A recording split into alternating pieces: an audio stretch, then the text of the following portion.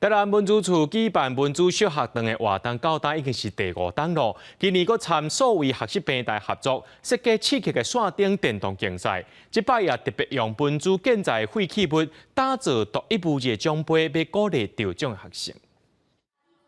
选手目睭体育金选定题组，甲题目看好斟酌，开始做题。若回答正确，就使攻占领土，减提分数。不讲掠准人咧拍电动，其实这是文资小学堂的车饼现场。台市文资处今年参所谓学习平台合作，甲台南有形甲无形文化资产的知识变做趣味的游戏，互囡仔哪算哪学习。参加比赛学生拢讲，安尼学习方式足深刻。了解台南的比较多的历史，也有学过那个一些台湾的历史，可是我好像是头一次知道龙生九子。希望囡仔未来会使行出学校，行出领导亲身去行大这个所在，接受这个文物。要鼓励学生拍拼学习，文资处出新招，做独一无二的奖杯来送予头5名的选手。奖杯材料就用眼镜者无共所在回收回来木材落去做。伫咧建筑银行内底，画木材源头是古厝的老建筑，甚至有古迹破过的材料。文资处利用有历史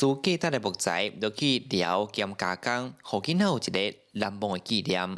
对其他古迹也是历史建筑，收落来一寡旧的材料，来做一寡打造一个奖杯。奖杯内底实体上大用的木材，伊是来伫咧安平的所在。安平较早伫咧荷兰时阵有一个较早做毛的洋行，这个材料伊较无属伫第一代，伊是伫第2代，但是阮嘛感觉讲，伊这有一个历史纪念的价值。文资处讲，这毋单单是一个纪念品尔，是延续废弃物永续的开始。因望借此带动囡仔学习在地文化的风气，互台湾的文化永远袂断根。记者李上台南采访报道。